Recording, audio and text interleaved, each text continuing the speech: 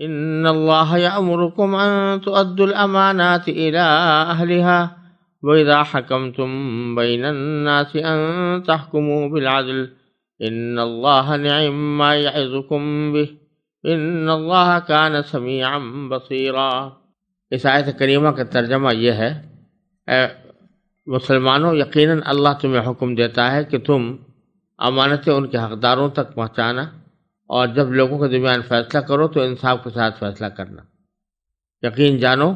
اللہ تم کو جس بات کی نصیحت کرتا ہے وہ بہت اچھی ہوتی ہے، بے شک اللہ ہر بات کو سنتا اور ہر چیز کو دیکھتا ہے۔ پیچھے یہ بتایا گیا تھا کہ حضرت ابراہیم علیہ السلام کی اولاد میں پہلے تو نبوتیں اور سلطنتیں ان کے ایک بیٹے یعنی حضرت اسحاق علیہ السلام کی اولاد میں چلی آئی ہیں، لیکن اب انہی کی اولاد میں سے دوسرے صاحبزادے حضرت اسماعیل علیہ السلام کی اولاد میں نبوت اور خلافت اور حکمرانی منتقل ہونے والی ہے۔ تو اب جن لوگوں کو وہ خلافت منتقل ہونی ہے اور نبوت منتقل ہونی ہے، یعنی اسماعیل علیہ السلام کی اولاد، اب ان کو خطاب کیا جا رہا ہے کہ جب یہ خلافت تمہارے سپرد کر دی جائے تو تم کیا طرز عمل اختیار کرو۔ تو آگے کی چند آیتیں ان کے طرز عمل کی بنیادوں کو فراہم کر رہی ہیں۔ تو پہلا ارشاد یہ فرمایا گیا کہ تم امانتیں ان کے حقداروں تک پہنچانے کا اہتمام کرو۔ ان اللہ یأمرکم ان تؤدوا الامانات الی اہلہا، یعنی اب یہ امانت جو ہے، خلافت کی امانت، یہ نبوت کی امانت، یہ آپ کے پاس آ رہی ہے، تو اب اس کو اس کے اہل تک پہنچانے کا اہتمام کرو۔ اس میں اس آیت کے شان نزول میں ایک مفسرین نے ایک واقعہ بھی بیان کیا ہے، اور وہ ایک بڑا سبق آموز واقعہ ہے کہ صورتحال یہ تھی کہ اسلام سے پہلے بھی کعبے کی خدمت کو بہت بڑا عزت کا کام سمجھا جاتا تھا، اور جو لوگ بیت اللہ کی کسی خاص خدمت کے لیے منتخب ہوتے تھے وہ پوری قوم میں معزز اور ممتاز سمجھے جاتے تھے۔ اسی لیے بیت اللہ کی مختلف خدمتیں مختلف لوگوں میں تقسیم کی گئی تھیں۔ زمانہ جاہلیت سے ایام حج میں حجاج کو زمزم کا پانی پلانے کی خدمت رسول کریم صلی اللہ علیہ وسلم کے چچا حضرت عباس کے سپرد تھی، اور اس کو سقایا کہتے تھے۔ اسی طرح اور بعض خدمتیں رسول کریم صلی اللہ علیہ وسلم کے دوسرے چچا ابو طالب کے سپرد تھیں۔ اسی طرح بیت اللہ کی کنجی رکھنا اور مقررہ ایام میں کھولنا، یہ بند کرنا، عثمان ابن طلحہ سے متعلق تھا۔ عثمان ابن طلحہ مسلمان ہونے کے بعد اپنا واقعہ بیان کرتے ہیں کہ زمانے جاہلیت میں ہم ہر پیر اور جمعرات کے دن روز بیت اللہ کو کھولا کرتے تھے،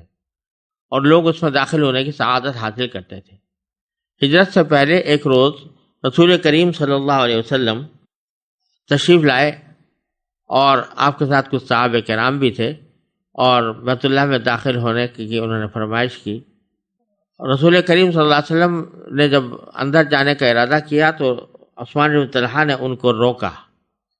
اور انتہائی ترشی سے معاملہ کیا۔ آپ نے بڑی بردباری کے ساتھ ان کے سخت کلمات کو برداشت کیا، پھر فرمایا کہ اے عثمان،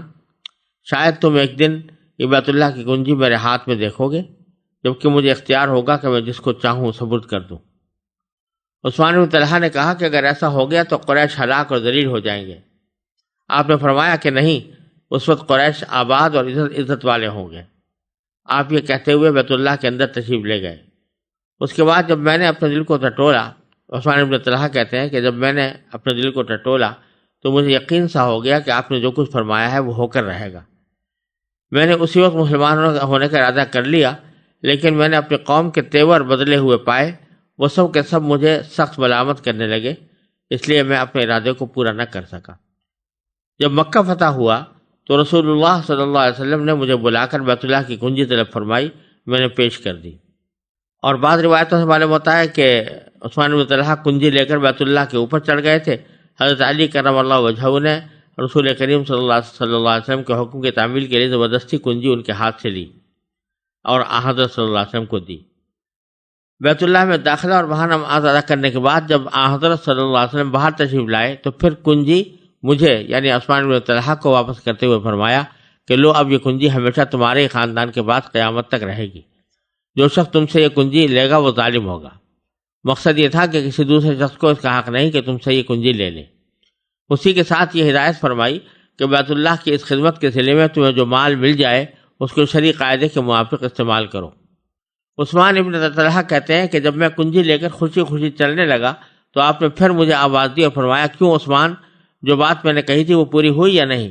اب مجھے وہ بات یاد آ گئی جو حضرت صلی اللہ علیہ وسلم نے ہجرت سے پہلے فرمائی تھی کہ ایک روز یہ کنجی میرے ہاتھ میں دیکھو گے۔ میں نے عرض کیا کہ بے شک آپ کا ارشاد پورا ہوا، اور اسی وقت میں کلمہ پڑھ کر مسلمان ہو گیا۔ حضرت فاروق اعظم حضرت عمر بن خطاب رضی اللہ تعالیٰ عنہ فرماتے ہیں کہ اس دن جب حضرت صلی اللہ علیہ وسلم بیت اللہ سے باہر تشریف لائے تو آپ کے زبان مبارک پر یہ آیت تھی، ان اللہ یأمرکم ان تؤدوا الامانات الی اہلہا۔ اس سے پہلے میں نے یہ آیت کبھی آپ سے سنی نہیں تھی، تو ظاہر یہ ہے کہ یہ آیت اسی وقت کعبے کے اندر نازل ہوئی۔ اس آیت کی تعمیل میں حضرت صلی اللہ علیہ وسلم نے دوبارہ عثمان بن طلحہ کو بلا کر کنجی ان کو ثبوت کی، کیونکہ عثمان بن طلحہ نے جب یہ کنجی حضرت صلی اللہ علیہ وسلم کو دی تھی تو یہ کہہ کر دی تھی کہ میں یہ امانت آپ کے ثبوت کرتا ہوں۔ اگرچہ ضابطے سے ان کا یہ کہنا صحیح نہیں تھا عثمان بن طلحہ کا کہ میں امانتاً دے رہا ہوں، کیونکہ رسول کریم صلی اللہ علیہ وسلم کو ہر طرح کا اختیار تھا کہ جو چاہے کریں، لیکن قرآن کریم نے امانت کی صورت کی بھی رعایت فرمائی کہ صورتاً یہ انہوں نے امانت کے طور پر دی تھی، تو اس کی بھی قرآن نے رعایت فرمائی اور حضرت صلی اللہ علیہ وسلم کو اس کی ہدایت کی کہ کنجی حضرت عثمان ہی کو واپس فرما دیں۔ حالانکہ اس وقت حضرت عباس، حضرت علی رضی اللہ عنہما نے بھی حضرت صلی اللہ علیہ وسلم سے درخواست کی تھی کہ جس طرح بیت اللہ کی خدمت سقایا اور سجانا ہمارے پاس ہے، یہ کنجی برداری کی خدمت بھی ہمیں عطا فرما دیجیے، مگر آیت مذکورہ کی ہدایت کے مطابق حضرت صلی اللہ علیہ وسلم نے ان کی درخواست رد کر کے کنجی عثمان بن طلحہ کو واپس فرمائی۔ یہ سب تفسیر مظہری میں موجود ہے اور طبقات ابن سعد کے حوالے سے بیان کی گئی ہے۔ اب اس پس منظر کو مد نظر رکھنے کے بعد آیت کریمہ کے الفاظ پر غور فرمائیے۔ ارشاد ہے، ان اللہ یأمرکم ان تؤدوا الامانات الی اہلہا، یعنی اللہ تبارک و تعالیٰ تمہیں حکم دیتا ہے کہ تم امانتیں ان کے حقداروں تک پہنچاؤ۔ اس میں جو بات قابل ذکر ہے وہ یہ کہ یہ حکم عام مسلمانوں کو بھی ہے اور کسی زمانے کے حکام کو بھی ہے کہ وہ اس حکومت کی امانت کو صحیح طور پر استعمال کریں، اور امانت ایک ایسا وصف ہے جو ایمان کے ساتھ لگا ہوا ہے۔ چنانچہ ایک حدیث میں رسول اللہ صلی اللہ علیہ وسلم کا ارشاد منقول ہے کہ لا ایمان لمن لا امانت اللہ، جس کے اندر امانت نہ ہو اس کے اندر ایمان بھی نہیں، اور خیانت کو نفاق کی علامت قرار دیا گیا ہے، امانت پہ خیانت کرنے کو۔ لیکن یہاں جو قوات غور طلب ہے وہ یہ کہ قرآن حکیم نے لفظ امانت بصیغہ مفرد نہیں بلکہ امانات بصیغہ جمع استعمال فرمایا ہے۔ اس میں اشارہ ہے کہ امانت صرف یہی نہیں ہے کہ کسی کا کوئی مال کسی کے پاس رکھا ہو جس کو عام طور پر امانت کہا اور سمجھا جاتا ہے، بلکہ امانت کی کچھ قسمیں اور بھی ہیں۔ جو واقعہ آیت کے نزول کا بھی ذکر کیا گیا، خود اس میں بھی کوئی مالی امانت نہیں تھی۔ بیت اللہ کی کنجی کوئی خاص مال نہ تھا، بلکہ یہ کنجی خدمت بیت اللہ کے ایک عہدے کی نشانی تھی۔ اس سے معلوم ہوا کہ حکومت کے عہدے اور منصب جتنے ہیں وہ سب اللہ کی امانتیں ہیں، جس کے امین وہ حکام اور افسران ہیں جن کے ہاتھ میں عدل و نصب کے اختیارات ہیں۔ ان کے لیے جائز نہیں کہ کوئی عہدہ کسی ایسے شخص کے سپرد کر دیں جو اپنی عملی یا علمی قابلیت کے اعتبار سے اس کا اہل نہ ہو، بلکہ ان پر لازم ہے کہ ہر کام اور ہر عہدے کے لیے اپنے دائرۂ حکومت میں اس کے مستحق افراد کو تلاش کریں۔ پھر ایک حدیث میں یہ فرمایا گیا ہے کہ اگر کسی ایسے شخص کو ذمہ داری سپرد کر دی گئی کہ محض تعلق اور دوستی کے مد میں اس کو بٹھا دیا گیا، جبکہ وہ اس کا اہل نہ ہو، تو اس پر اللہ کی لعنت ہے، نہ اس کا فرض مقبول ہے نہ نفل، یہاں تک کہ وہ جہنم میں داخل ہو جائے۔ کوئی عہدہ اگر کسی شخص کو محض دوستی اور تعلق کی مد میں بغیر اہلیت معلوم کیے ہوئے دے دیا، اس پر اللہ کی لعنت ہے، نہ اس کا فرض مقبول ہے نہ نفل، یہاں تک کہ وہ جہنم میں داخل ہو جائے۔ یہ بڑی سخت وعید بیان فرمائی گئی ہے۔ اسی لیے ایک حدیث میں رسول کریم صلی اللہ علیہ وسلم کا ارشاد ہے کہ اذا وسد الامر الی غیر اہلہ فانتظر الساعہ، یعنی جب دیکھو کہ کاموں کی ذمہ داری ایسے لوگوں کے سپرد کر دی گئی ہے جو اس کام کے اہل اور قابل نہیں ہیں تو قیامت کا انتظار کرو۔ صحیح بخاری کتاب العلم میں یہ حدیث مروی ہے۔ خلاصہ یہ ہے کہ قرآن کریم نے امانات بصیغہ جمع لا کر اس کی طرف اشارہ کر دیا کہ امانت صرف اسی کا نام نہیں کہ ایک شخص کا مال کسی دوسرے شخص کے پاس بطور امانت رکھا ہو، بلکہ امانت کی بہت سی قسمیں ہیں جن میں حکومت کے عہدے بھی داخل ہیں۔ اور ایک حدیث میں رسول کریم صلی اللہ علیہ وسلم کا ارشاد منقول ہے، المجالس بالامانہ، یعنی مجلسیں امانت داری کے ساتھ ہونی چاہیے۔ مطلب یہ ہے کہ مجلس میں جو بات کہی جائے وہ اسی مجلس کی امانت ہوگی، ان کی اجازت کے بغیر اس کو دوسروں سے نقل کرنا اور پھیلانا جائز نہیں۔ اسی طرح ایک حدیث میں ہے، المستشار مؤتمن، یعنی جس شخص سے کوئی مشورہ لیا جائے وہ امین ہے، اس پر لازم ہے کہ مشورہ وہی دے جو اس کے نزدیک مشورہ لینے والے کے حق میں مفید اور بہتر ہو۔ اگر جانتے ہوئے خلاف مشورہ دے دیا تو امانت میں خیانت کا ارتکاب ہوگا۔ اسی طرح کسی نے آپ سے اپنا راز کہا تو وہ اس کی امانت ہے، بغیر اس کی اجازت کے کسی سے کہہ دینا یہ امانت میں خیانت ہے۔ آیت مذکورہ میں ان سب امانتوں کا حق ادا کرنے کی تاکید ہے۔ آگے پہلی آیت کے دوسرے جملے میں فرمایا گیا، وَإِذَا حَكَمْتُم بَيْنَ النَّاسِ أَن تَحْكُمُوا بِالْعَدْلِ، یعنی جب تم لوگوں کے درمیان فیصلہ کرو تو انصاف کے ساتھ فیصلہ کرو۔ یہ خطاب ہو رہا ہے امت محمدیہ علیہ صاحب والسلام کے حکمرانوں کو اور قاضیوں کو کہ جب وہ فیصلہ کریں تو انصاف کے ساتھ کیا کریں۔ اس جملے میں حق تعالیٰ نے حکمتم بین الناس فرمایا، بین المسلمین یا بین المؤمنین نہیں فرمایا۔ اس میں اشارہ فرما دیا کہ مقدمات کے فیصلوں میں سب انسان برابر ہیں، مسلمان ہوں یا غیر مسلم، دوست ہوں یا دشمن، اپنے ہم وطن، ہم رنگ، ہم زبان ہوں یا غیر۔ فیصلہ کرنے والوں کا فرض ہے کہ ان سب تعلقات سے الگ ہو کر جو بھی حق و انصاف کا تقاضا ہو اس کے مطابق فیصلہ کریں۔ غرض آیت کے پہلے جملے میں ادائے امانات کا حکم ہے اور دوسرے جملے میں عدل و انصاف کا۔ ان میں ادائے امانت کو مقدم کیا گیا، شاید اس کی وجہ یہ ہو کہ پورے ملک میں عدل و انصاف کا قیام اس کے بغیر ہو ہی نہیں سکتا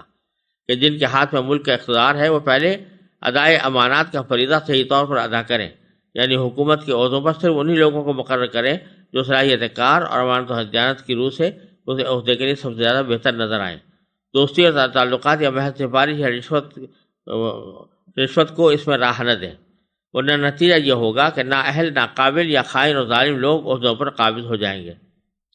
پھر اگر ارباب اقتدار دل سے چاہیں بھی کہ ملک میں عدل و انصاف کا رواج ہو تو ان کے لیے ناممکن ہو جائے گا، کیونکہ یہ عہدہ داران حکومت ہی کی حکومت کے ہاتھ پیر ہیں۔ جب یہ خائن اور ناقابل ہوئے تو عدل و انصاف قائم کرنے کی کوئی راستہ نہیں۔ اس آیت میں یہ بات خاص طور پر یاد رکھنے کے لائق ہے کہ اللہ تبارک و تعالیٰ نے حکومت کو اور اس کے عہدوں کو بھی ایک امانت قرار دے کر پہلے تو یہ واضح فرما دیا کہ جس طرح امانت صرف اسی کو ادا کرنی چاہیے جو اس کا مالک ہے، ایسا نہ ہو کہ کسی فقیر مسکین پر رحم کھا کر کسی کی امانت اس کو دے دی جائے، یا کسی رشتہ دار یا دوست کا حق ادا کرنے کے لیے کسی شخص کی امانت اس کو دے دی جائے، بلکہ عقل عام کا تقاضا یہ ہے کہ جس کی امانت ہے اسی کو پہنچائی جائے۔ یہ نہ ہو کہ بیچ میں کوئی فقیر مل گیا اور وہ محتاج نظر آیا تو دوسرے کی امانت اس کو دے دی گئی۔ اسی طرح حکومت کے عہدے جن کے ساتھ عام خلق خدا کا کام متعلق ہوتا ہے یہ بھی امانتیں ہیں، اور ان امانتوں کے مستحق صرف وہ لوگ ہیں جو اپنی صلاحیت، قابلیت اور استعداد کے اعتبار سے بھی اس عہدے کے لیے مناسب ہوں، اور نہ صرف مناسب ہوں بلکہ موجودہ لوگوں میں سب سے بہتر ہوں، اور دیانت اور امانت کے اعتبار سے سب میں بہتر ہوں۔ ان کے سوا کسی دوسرے کو یہ عہدہ سپرد کر دیا تو امانت ادا نہیں ہوئی بلکہ ایک طرح سے خیانت ہوئی۔ اس کے ساتھ ہی قرآن حکیم کے اس جملے نے اس عام غلطی کو بھی دور کر دیا جو اکثر ممالک کے نظاموں میں پائی جاتی ہے، اور وہ یہ کہ حکومت کے عہدوں کو باشندگان ملک کے حقوق قرار دیا ہے، اور اسی غلطی کی بنا پر یہ قانون بنانا پڑا کہ حکومت کے عہدے آبادی کے تناسب سے تقسیم کیے جائیں، یعنی ہر صوبے کے لیے کچھ کوٹے مقرر ہیں، ایک صوبے کے کوٹے میں دوسرے صوبے کا آدمی نہیں رکھا جا سکتا، خواہ وہ کتنا ہی قابل اور امین کیوں نہ ہو، اور اس صوبے کا آدمی کتنا ہی غلط کار نااہل ہو اس کو اس لیے رکھا جائے گا کہ وہ کوٹے کے اندر آ جاتا ہے۔ تو قرآن حکیم نے صاف اعلان فرما دیا کہ یہ عہدے کسی کا حق نہیں ہے، بلکہ امانتیں ہیں جو صرف اہل امانت ہی کو دی جا سکتی، خواہ وہ کسی صوبے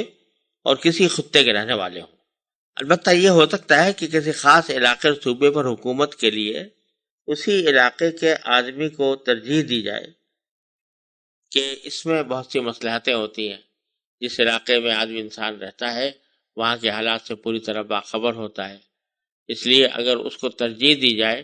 کہ اس کو اس علاقے کی خدمت پر مقرر کیا جاتا ہے تو یہ اچھی بات ہے،